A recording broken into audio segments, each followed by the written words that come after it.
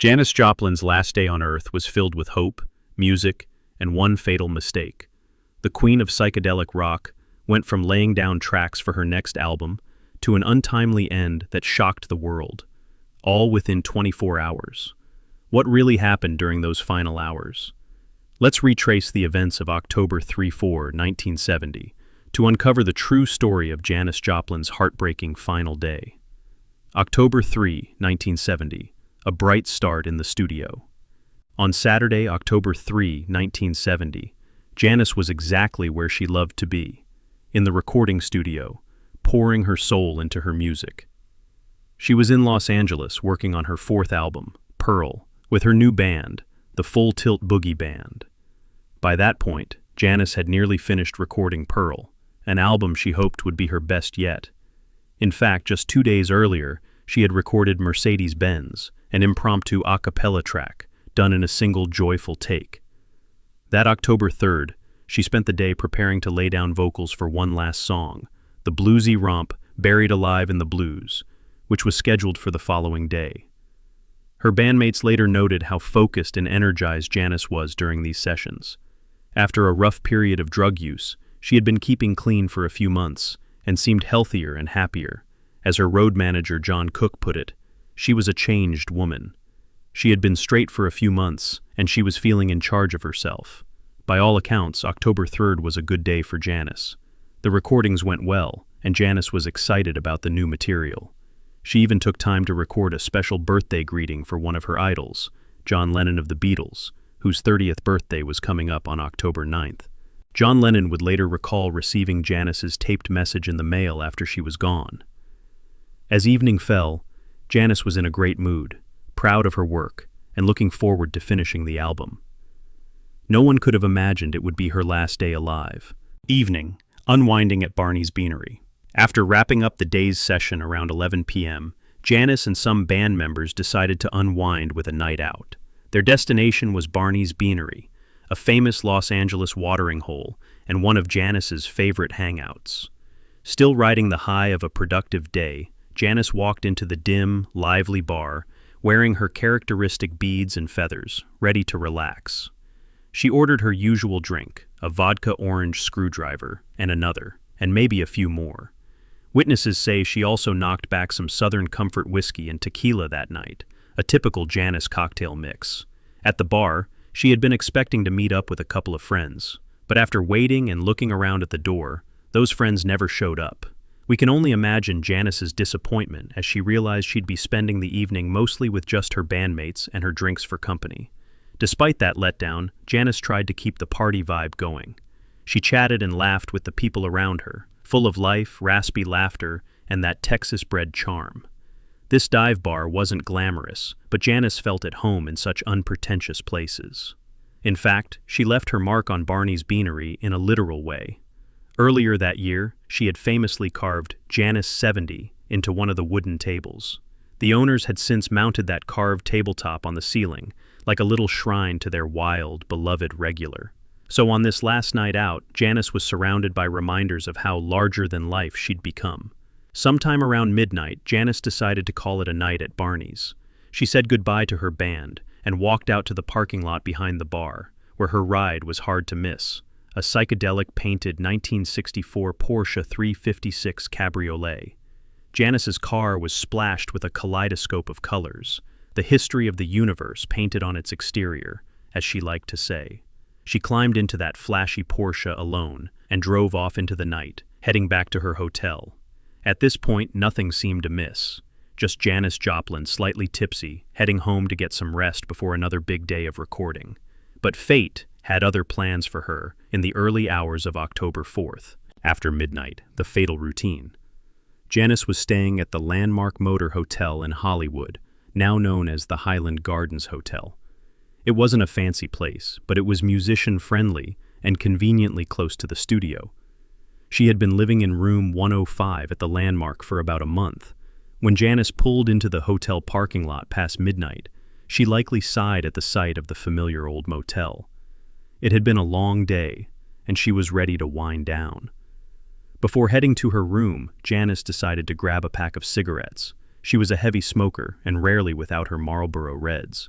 She went into the lobby and asked the desk clerk to break a $5 bill so she could use the cigarette vending machine. With a fresh pack of smokes and some spare change in hand, Janis walked through the quiet halls back to room 105. Inside her modest room, Janis kicked off her sandals and likely put on some music, perhaps one of the new tracks from Pearl, to relax. This was when she made the mistake that proved fatal. Janis retrieved her heroin kit. Despite her efforts to stay clean while working, she had fallen back into using heroin in her downtime. According to friends, Janis usually used a method called skin popping to inject, which delivers the drug into tissue rather than directly into a vein, giving a slower, milder hit. It's possible she did just that, a moderate shot of heroin to take the edge off, something she'd done countless times before. But unknown to Janis, the heroin circulating in Los Angeles that week was unusually potent. Several other addicts in the city had overdosed on the same batch that very weekend. Janis's tolerance had also likely dropped after periods of cutting back. As she prepared for bed, the heroin began coursing through her system, mixing dangerously with the alcohol she'd consumed at Barney's. The combination was lethal. Sometime around 1 a.m. in the early minutes of October 4th, Janis Joplin collapsed in her hotel room. The exact sequence of events in that lonely room remains a matter of debate. The official report suggests Janis injected heroin, then walked out to the lobby to get change and cigarettes, and returned to her room before the overdose fully hit. Other evidence indicates she may have already been feeling the drug's effects before she went for cigarettes. What we do know is that after Janis came back to room 105, she was overcome by the potent mix of heroin and booze. She likely stood up, and then suddenly crumpled to the floor. In falling, it appears she struck her head against a piece of furniture, the dresser or nightstand, on the way down. That impact may have broken her nose or rendered her unconscious instantly. Janis lay on the floor next to her bed, not moving. There was no one else in the room. No one heard the thud or her brief struggle. The bright spirit who had belted out "Piece of My Heart" with such ferocity just a few years before was now utterly alone, face down on the thin carpet. In that silent hotel room, Janis Joplin likely drew her final breaths in the darkness, sometime around 1:40 a.m. The woman who had lived so loudly and so fully died so quietly that no alarm was raised, not until the next day. October 4, 1970, the tragic discovery. By Sunday, October 4, everyone at the recording studio was puzzled and growing worried. Janis was unusually punctual and professional when it came to her music. So when she failed to show up for the scheduled noon recording session, her colleagues knew something was wrong. Producer Paul Rothschild tried calling Janis's hotel room. There was no answer. Perhaps some hoped she had simply overslept or was nursing a hangover. But as hours passed with no word, that worry deepened. Finally, by early evening, Rothschild decided to send someone to physically check on Janis at the Landmark Hotel. He called John Cooke, Janis's close friend and road manager, and urged him, "Go find Janis." John Cooke raced over to the Landmark in his car as the sun was setting on that Sunday. Upon pulling into the parking lot, he immediately spotted Janis's psychedelically painted Porsche still parked there in its spot. That sight must have made his heart sink. It meant Janis had returned to the hotel the night before and never left. Cooke hurried to room 105 and started knocking loudly on the door.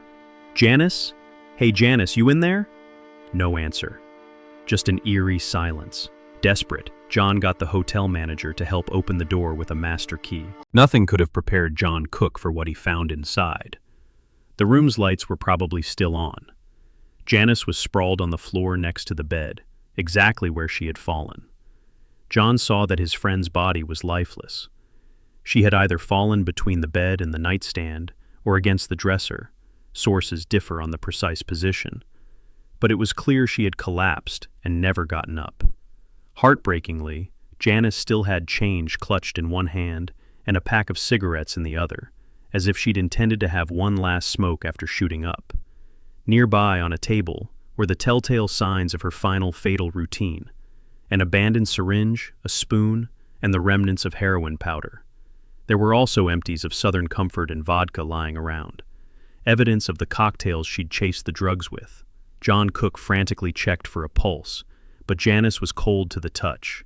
It was obvious she'd been dead for hours. Shocked and shaking, Cooke called for an ambulance. Soon the hotel was swarming with police and paramedics, their flashing lights cutting through the California dusk. But there was nothing to be done. Janis Joplin, the 27-year-old rock legend with the hurricane voice, was pronounced dead at the scene on the evening of October 4th, 1970. The Los Angeles County coroner, Dr. Thomas Noguchi, dubbed the coroner to the stars, conducted a thorough investigation. The autopsy and toxicology results confirmed what many suspected. Janis had died of an accidental heroin overdose, likely compounded by alcohol in her system. The heroin concentration was high, supporting the theory that she got a particularly strong batch that night. In fact, it was later noted that several other people in LA overdosed on heroin from the same source that weekend. Janis's death was officially ruled not a suicide and not a deliberate overdose, just a tragic accident.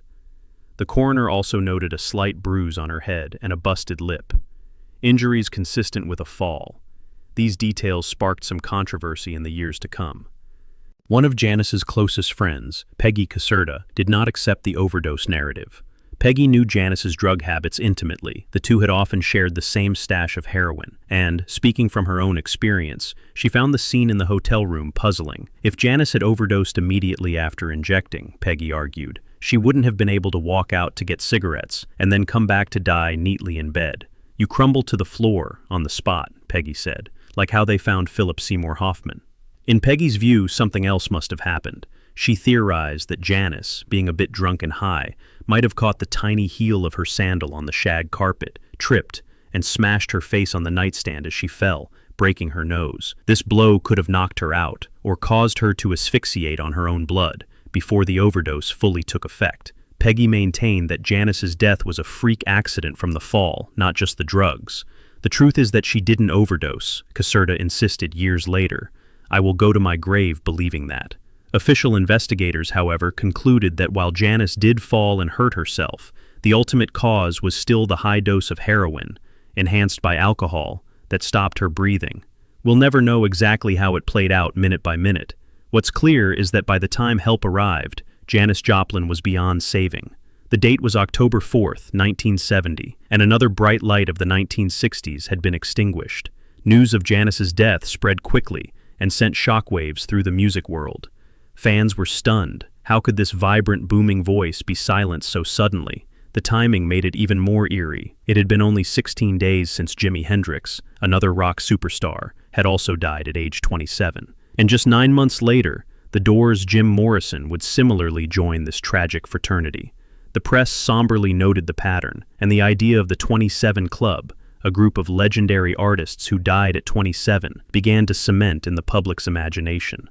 But for those who knew and loved Janis, her death wasn't about spooky coincidences or rock and roll myths. It was painfully personal. They had lost a friend who, beneath the wild child image, was kind, intelligent, and yearning for real happiness.